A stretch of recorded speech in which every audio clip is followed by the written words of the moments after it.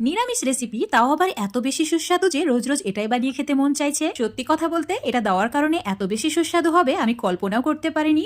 আজকে তোমাদের সঙ্গে দারুণ সুস্বাদু শিম আলু নিরামিষ রেসিপি শেয়ার করব, যেটা বানানো খুবই সহজ।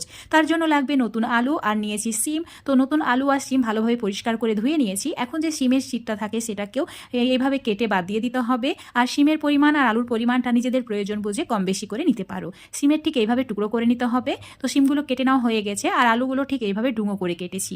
তোমরা চাইলে নতুন আলুর পরিবর্তে পুরনো আলু নিতে পারো নিজেদের পছন্দ মতো। এখন রান্নাটি করে নিতে হবে। তো চুলোর উপর একটা কড়াই নিয়ে কড়াইটা খুব ভালোভাবে গরম করে নিয়েছি। এখন এর মধ্যে দিয়ে দিতে হবে রান্নার তেল। তেলের পরিমাণ নিজেদের পছন্দ মতো কম বেশি করে নিতে পারো, মানে যে যেমন তেল খেতে পছন্দ করো। তেল খুব ভালোভাবে গরম করে নেওয়ার পর দিয়ে দিতে হবে হাফ চামচ একটু কম গোটা জিরে, কয়েক দানা মেথি, তার সঙ্গে সামান্য পরিমাণে হিং। তোমরা চাইলে এখানে অল্প একটু আদা কুচিও ব্যবহার করতে পারো। তো এখন সমস্ত মশলা লালচে করে ভেজে নিয়েছি। এখন চুলোর ফ্লেমটা মিডিয়ামে রেখে কড়াইয়ে আলুগুলোকে ঢেলে দিতে হবে। তারপর একটু সময় নিয়ে আলুগুলোকে ভেজে নিতে হবে। মশলার সঙ্গে আলুটাকে ভেজে নেবে আর খুব সুন্দর একটা কালার চলে এলে এর মধ্যে দিয়ে দিতে হবে কেটে রাখা শিমগুলো। এবার এর মধ্যে দিয়ে দেব সামান্য পরিমাণে হলুদের গুঁড়ো, তার সঙ্গে স্বাদ মতো নুন আর হলুদ দিয়ে আলু শিম ভালো করে এবার ভেজে নিতে হবে। চুলোর ফ্লেম মিডিয়ামেই রাখবো। মিডিয়াম আঁচে আলু শিম একটু সময় নিয়ে ভেজে নিয়েছি, ওই 5 মিনিট মতো হবে। এখন যেটা করতে হবে, ঢাকা দিয়ে চুলোর ফ্লেমটা একদম কমিয়ে দিতে হবে আর লো ফ্লেমে 5 মিনিট এইভাবে রেখে দিতে হবে। 5 মিনিট পর দেখাচ্ছি তোমাদের। দেখতেই পাচ্ছ আলু শিম একদম 80% মতো সেদ্ধ হয়ে গেছে। তো ভালো করে একবার নাড়াচাড়া করে নেওয়ার পর এবার এর মধ্যে দিয়ে দিতে হবে গুঁড়ো মশলা, যেমন হাফ চামচের একটু কম ধনের গুঁড়ো, তার সঙ্গে জিরের গুঁড়ো আর দিয়েছি সামান্য পরিমাণে লঙ্কার গুঁড়ো। এখানে তোমরা চাইলে কাঁচা লঙ্কাও ব্যবহার করতে পারো, তাহলে গুঁড়ো লঙ্কাটা দেবে না। আর দিয়েছি চিনি আর কাশ্মীরি লঙ্কার গুঁড়ো। সমস্ত মশলা দেওয়ার পর এখন একদম ভালো করে মশলার সঙ্গে শিম আলুকে ভাজা ভাজা করে নিতে হবে।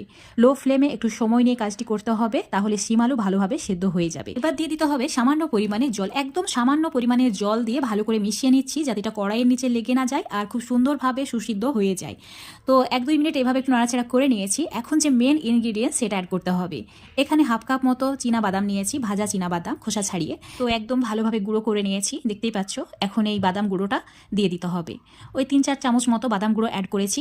ভালো করে এবার মিশিয়ে নেব। চুলোর ফ্লেমটা লো রেখে এই কাজটি করে নিতে হবে, তাহলেই রেডি হয়ে যাবে। 2-3 মিনিট এভাবে একটু নাড়াচাড়া করে ভেজে নিয়েছি আর খুব সুন্দর একটা সুগন্ধ বের হচ্ছে। এখানে আদা, পেঁয়াজ বা রসুন কোনো কিছুই ব্যবহার করিনি। তোমরা চাইলে আদাটা দিতেও পারো, আমি দিইনি কারণ এটা এভাবেই ভালো লাগে খেতে। তো এখন ঢাকা দিয়ে 1 মিনিট লো ফ্লেমে রান্না করে নেওয়ার পর চুলোটা অফ করে দিয়েছিলাম। তোমাদের এখন 5-6 মিনিট পর দেখাচ্ছি। খুব সুন্দরভাবে এটা রেডি হয়ে গেছে। রুটি বলো, ভাত বলো, লুচি বলো, পরোটা বলো, সবের সঙ্গে খুবই ভালো লাগে খেতে। মানে ঘরোয়া রেসিপি, ঘরোয়া খাবারের সঙ্গে তো জমে যাবে, তাই না? তো আজকে তোমাদের সঙ্গে দারুণ সুস্বাদু শিম আলুর রেসিপি শেয়ার করলাম। আশা করছি এটা ভালো লেগেছে, নতুন মনে হয়েছে। তো অবশ্যই বাড়িতে একবার ট্রাই করে দেখবে। আর আগে যদি কেউ জানতে এই রেসিপিটা, অবশ্যই আমাকে কমেন্ট করে জানাবে। খুবই ভালো লাগে খেতে। আর রেসিপিটা যদি ফেসবুক পেজ থেকে দেখো, পেজটিকে ফলো